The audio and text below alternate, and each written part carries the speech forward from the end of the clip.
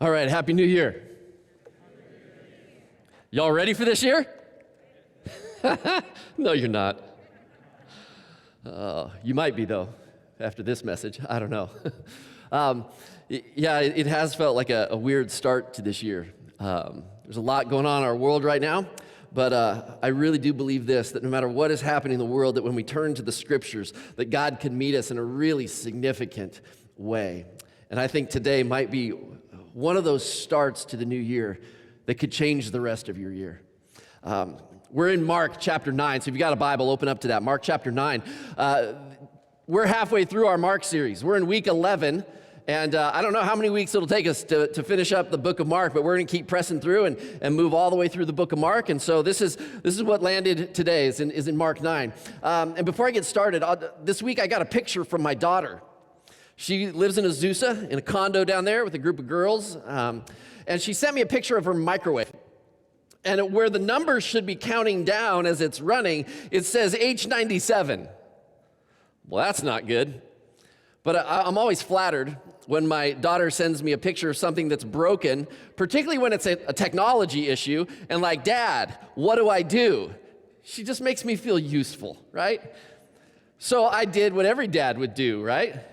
You Google Panasonic microwave error H97, and it only took me about 30 seconds to read and understand that the inverter was bad. And usually the inverter is bad because the magnetron went bad. And that was actually my guess before I ever Googled it, right? Because everybody knows H97 is probably that magnetron that goes bad in the inverter. And I know there's some of you listening to it right now, like, he knows, like, you know actually what went wrong, because you know what both of those things do, and you know I don't have a clue. But it took me another 30 seconds of reading to realize that the parts were about $200, not counting the labor. And every website I read said, do not work on this power source yourself. So when the parts cost $200, not counting the labor, what are you doing with that microwave? It's gone, and you're buying a new microwave. And I solved that problem for my daughter in about 2 minutes, and she's like, wow, Dad, you're brilliant. And so she played along with the game. Do you ever feel like your life is like that, though? What I mean by that is, like, there's just enough energy and power to show that there's an error in our life. But somehow you've been disconnected, or a wire got frayed, or something became disconnected from the power source so that you could do something that you should normally be able to do, but you just can't do it anymore. I don't know about you, but that describes my last 2 years. I should be able to do this, but I don't know. I just don't have the emotional energy to answer that person's question. I want you to think about it this way. Out of all the problems that people brought to you last year, did you have the wisdom, the guidance, the energy, the compassion to help them? Because there are moments where clearly in my life, I'm just out of energy. And so I'm going to suggest, like, around the new year, you might think, oh, I just need more exercise next year. You just need more sleep. You just need to eat healthier food. Can I suggest that maybe when you feel like you are disconnected from a power and an energy to, like, really help people in your life, that maybe it's actually a spiritual problem?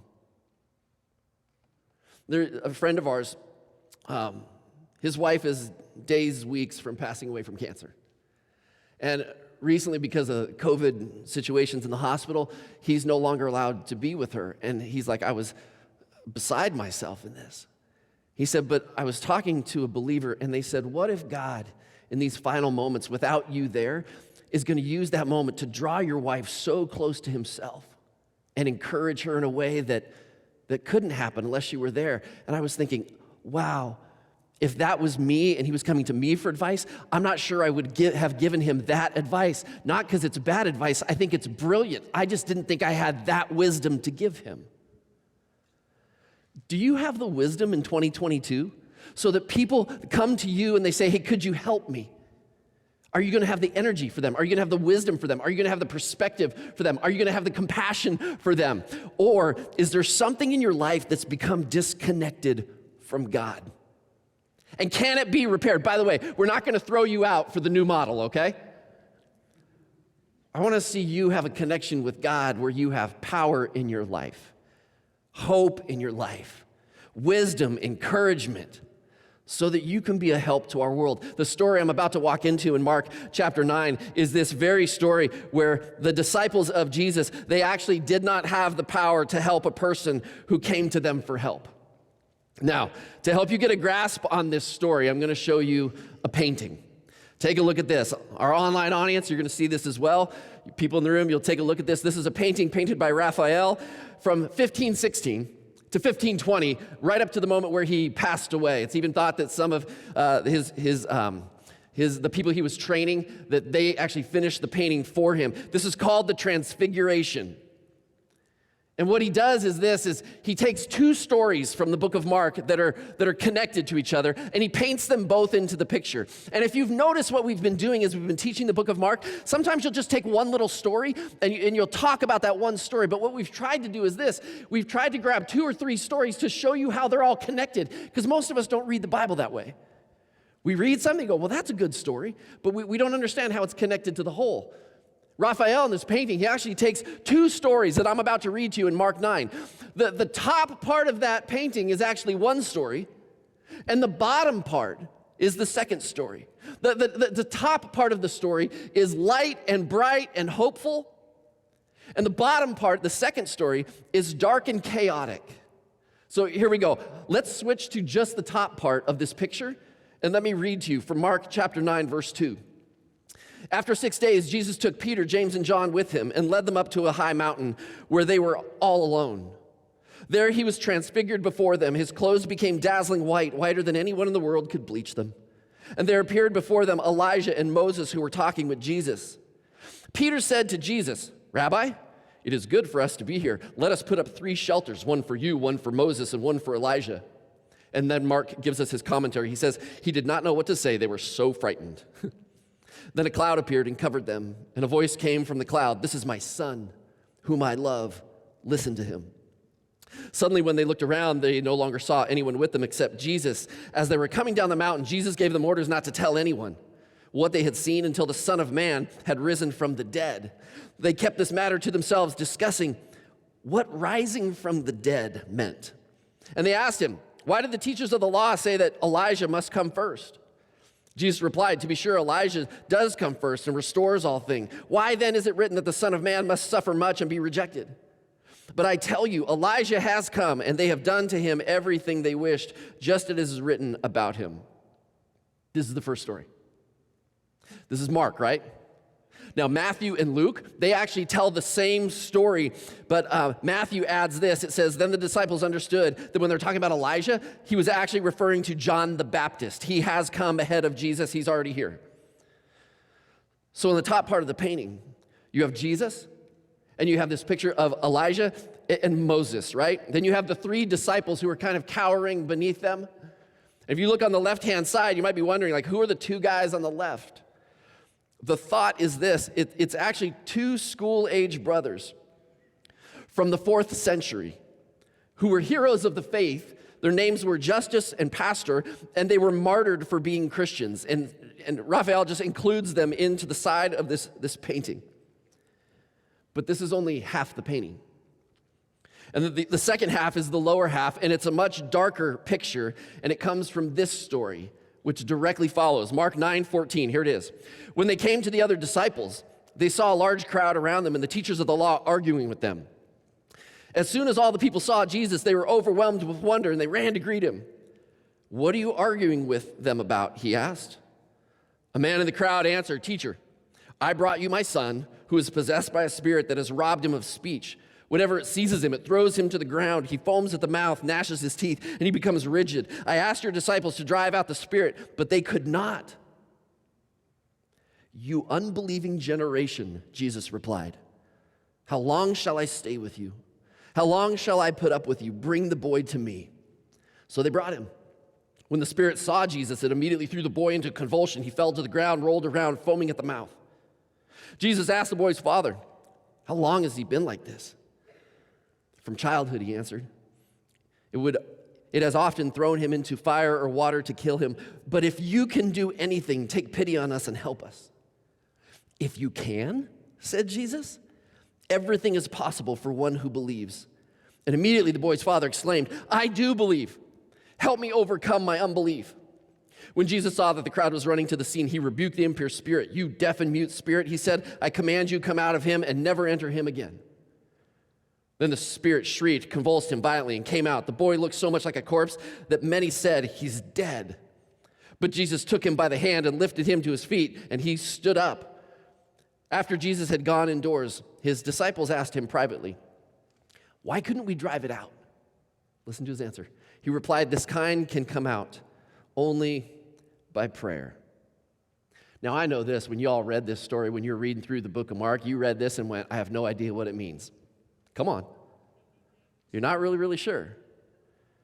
Can I put together two stories for you so that you might actually see that they're actually connected together, because they begin and they end with the same thing.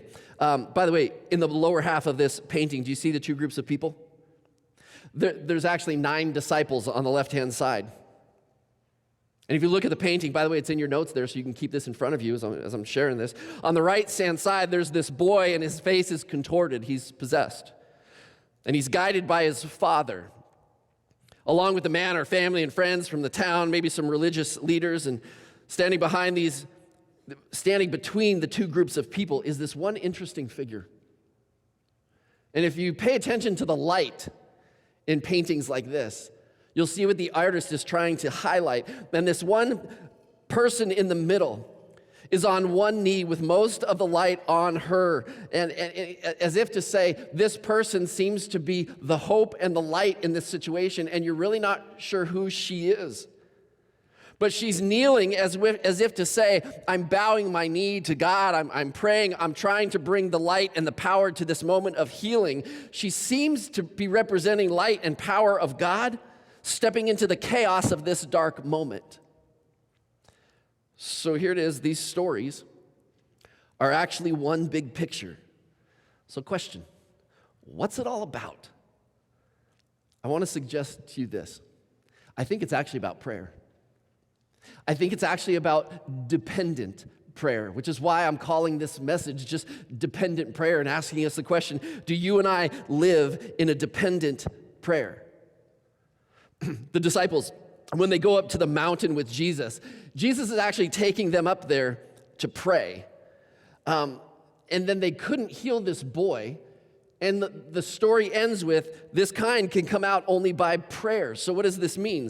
It means that somewhere in the process of these 9 disciples trying to heal this boy, somehow in the midst of there, when they start praying, they lose their power.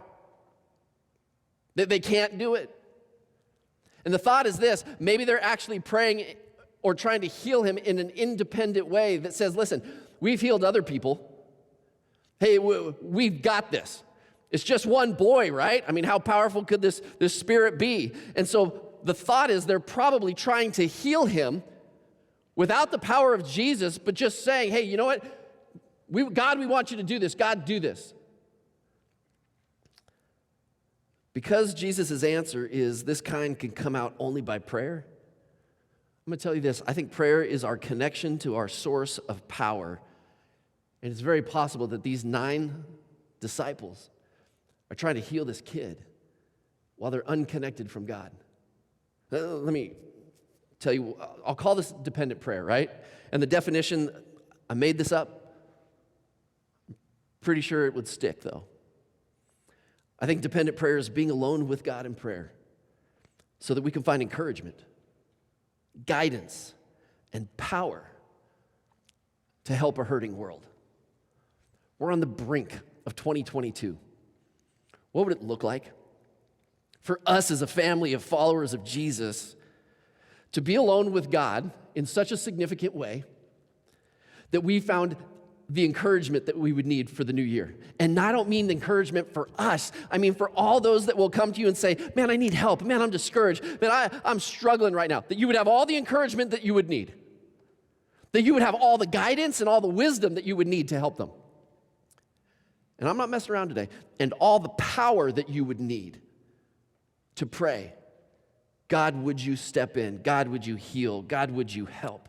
What if you had that? I think that is only available to us when we live in dependent prayer connected to God. So I want to back up, and instead of learning from Raphael, Let's go to the story of this. The story begins with prayer. It says this: after 6 days, Jesus took Peter, James, and John with him, led them up to a high mountain where they were all alone. Now, when Luke writes this story, he writes the same story, but he says this: they went up on a mountain to pray. If you've been reading through the book of Mark, you'll remember in the very opening chapters, Jesus goes up on the mountain by himself to pray, right? He's there alone, and the disciples come and find him like, wait, why are you up here? But now you're halfway through the book, and instead of him going up on a mountain by himself to pray, he takes 3 of his top disciples with him. Why? He's going to teach them to do what he's been doing.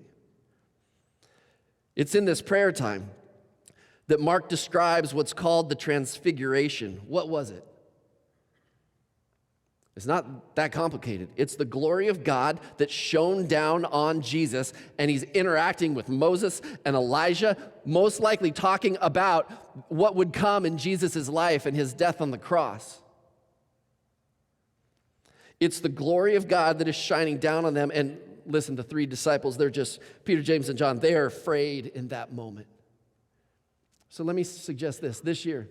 If you're going to live in this dependent prayer, I think dependent prayer means this. Number 1, it's setting aside significant time with God. This is what Jesus modeled. He's like, listen, there's a lot going on in my world. Everyone wants a part of me and a piece of me. But you know what? This morning, I'm getting up and I'm going to be alone with God. Halfway through the book of Mark, he's like, I'm going to take my top 3 disciples and I'm going to teach them. Here's what we do. We go up on a mountainside and we're going to go pray and we're going to go talk to God. We're going to be alone with him. Let me show you what this looks like. And in that moment, setting aside significant time, these 3 disciples, they experienced something before God that they would have never experienced had they not set aside this time to go up on a mountainside to pray. I think it's actually safe to assume that every single Christian wants powerful experiences with God. Don't you? I mean, don't you want to have that moment where you're like, God, I really want to know the answer to this, and God, can you help me understand? And all of a sudden, God gives you a wisdom you did not have before. Have you brought trouble to him and you're like, God, I just don't know, and I'm so broken over this, and he gives you a peace that you're like, wow, I don't know how to explain it, but I know for sure God is with me right now. Have you had that? I think we all long for this. We all long for this presence of God. But I think the truth is this: there's not very many people who will actually set aside significant time with God. So what would it look like for 2022 for you to start your year setting aside significant time? And you're like, okay, Pastor, just explain to me, quantify what is significant. And I can't. You might be a parent of a young kid, right? Triplets. Lord help you. And you're working full time. What is significant? It might be 7 minutes, right? Some of you are empty nesters. And significant, man, before you're like, man, we didn't have any time before. Now we have time. What would significant time be for you? Significant to you and significant to God. It might be a daily thing. It might be a weekend that you would plan to be alone with God. I'm going to have you decide that. We'll come back to that in just a minute. I think it's amazing that in the midst of this story that God speaks, they actually hear his voice. And out of all the things that God could have said, he makes these 3 statements. A voice came from a cloud. This is my son, number 1. Who's Jesus? He's God's son. They heard it directly from God, whom I loved, whom I love. Jesus is God's son, and his Father loves him. And the 3rd thing he says is this: listen to him. Isn't that funny? Doesn't that feel like one of your parents? Hey, I'm going to work. Listen to your mom while I'm gone. Hey, I'm going to work. Listen to your dad while I'm gone. They're not saying hear him. What he's saying is obey him. Pay attention to what he says. Take it to heart. He's going to speak truth and wisdom and powerful things to you. Here's what I want you to do. Listen to him. I'm going to say this. I think dependent prayer means this. If you're going to listen to Jesus, I think it means turning down the volume on other voices so that you can actually listen. Question: what would it look like to start your year in dependent, not independent, but in dependent prayer by setting aside significant time? And number 2, to turn down the volume of the voices in your life. Can I just say this? Social media, it's a distraction to you. If some of y'all, you just keep the news on all day, just stop it. It's just noise right now. Maybe just stop reading other stuff right now. Can I tell you this? About a year ago, I was podcasting other pastors, listening to their messages. Because if not, then the only preacher I'm listening to is me, and Lord help me, I need more than that. Don't agree with me, stop it. But you know what I realized? I started podcasting and I was listening to pastors more than I was actually in the scriptures. And so I stopped. If I want to hear the voice of God speak to me from his word, I needed to turn down the volume in other places, even if they're really good places, like listening to preachers preaching podcasts, right? It's been about a year, and I haven't listened to anybody else preach in a year. But I've been in the word more. And so, question for you. What do you need to turn down in order for you to be able to hear God more clearly? By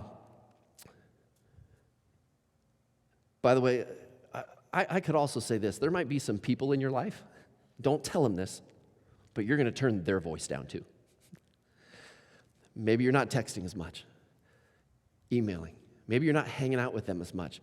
And it's okay. You're not abandoning them, but you're doing it for a season so that the voice in your head is actually the voice of God trying to speak to you. So let's jump back to the text here. When Jesus, Peter, and John, James, and John, they come down the mountain, I mean, can you imagine the spiritual high that they're on at that moment? They're like, man, we just saw Jesus glowing. It's really what it says. It's not even interpretation. Like, bright white Jesus, it was just spectacular. And even if they didn't understand everything, like, what does he mean? Like, rising from the dead? Like, I don't get it. Even though Jesus already told them he's going to die and come back to life. It didn't calculate for them. They're on this amazing spiritual high, and then when they come back, they're met with chaos, right? People are arguing and yelling. You've experienced this, right? You went on a retreat. Ladies, you went on a women's retreat. You came back on a spiritual high, and then you came back to your family. The house was a wreck. Your kids were fighting. I mean, high schoolers, right? You went away to a camp, and you're like, I came back, and you're like, oh my gosh, it was so great. And then you came back to chaos. It happens all the time. The chaos that they were met with was a desperate father whose son was having seizures caused by something demonic. And to add to the chaos, the other 9 disciples, they're a little frantic because they've been trying to heal this boy, but they failed. Not only that, but Jesus in that moment, he doesn't come back with all this compassion. Actually, can I just say this? It seems he's a little fed up with them. You unbelieving generation, Jesus replied, how long shall I stay with you? How long shall I put up with you? Bring the boy to me. You just do whatever Jesus wants you to do at that point, right? He finds out that this has been going on since this boy was a little child. And the father makes this statement, if you can do anything, take pity on us and help us. And that very request stops Jesus in his tracks. He's like, I'm sorry, did I hear you right? If you can? So you're questioning whether actually I have the power to heal your son. And then Jesus makes this statement that is unbelievably abused in an awful lot of churches. He says, everything is possible for one who believes. His father's just asking, I don't know if you can, Jesus, but I'm hoping you can. Are you powerful enough to help my son? And Jesus doesn't say, everything will be done for the one who believes. If you just say it and believe it, everything will be done. He doesn't say that. He says this, everything is possible. Just because we ask for it. Or according to false teachers who don't teach this correctly, just because you claim it doesn't mean that it's going to be done for you. But you see, I think when we live in dependence on God, we can ask for anything, and anything is possible. That's what it teaches. My third thought for you on this is that when we live in dependent prayer, it empowers us to help a hurting world. We have people around us that live in chaos. You don't have to write their name down.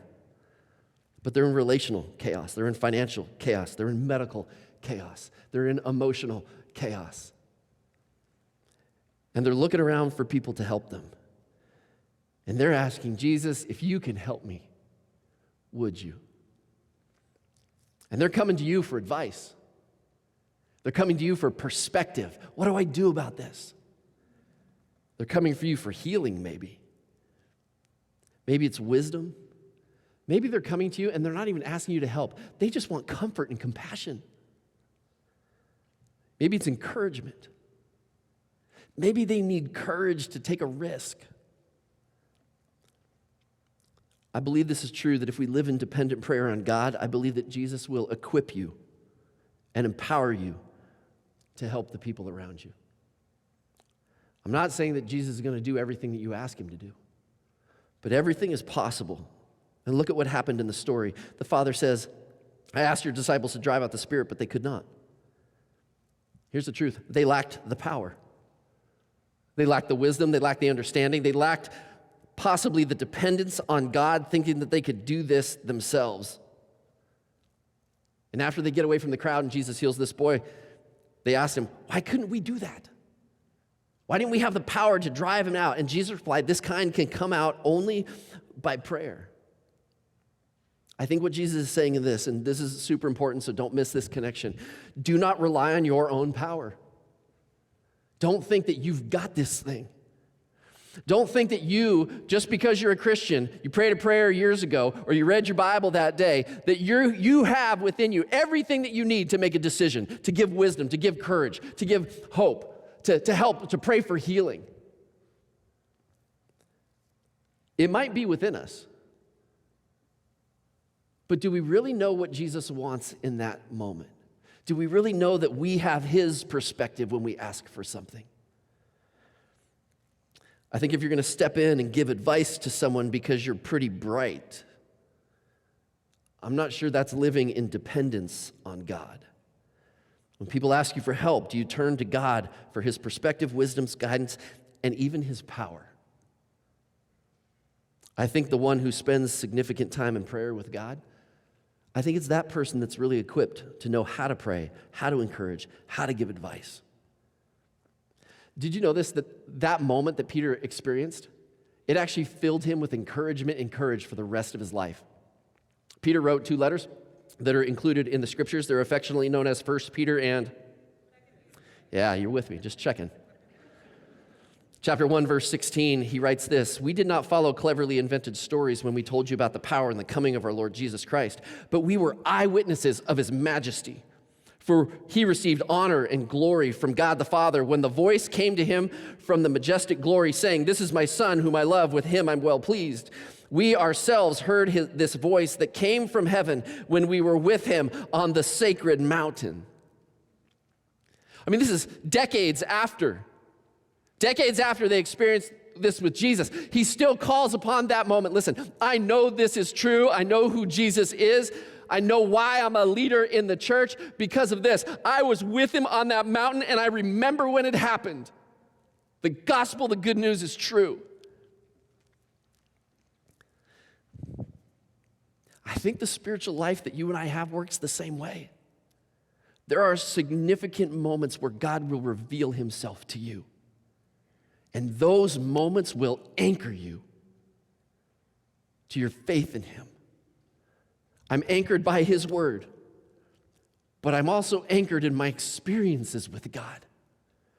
That when trouble comes, when hardship comes, are you anchored there? Dependent prayer creates defining moments that encourage us for years to come. Those are my 4 thoughts from these 2 stories. So if I'll say most Christians want these, I think all Christians deep down, we crave this. We deeply want this. I know we all need them. I don't know what 2022 is going to hold. Neither do you. But I do know this. We have to live in dependent prayer.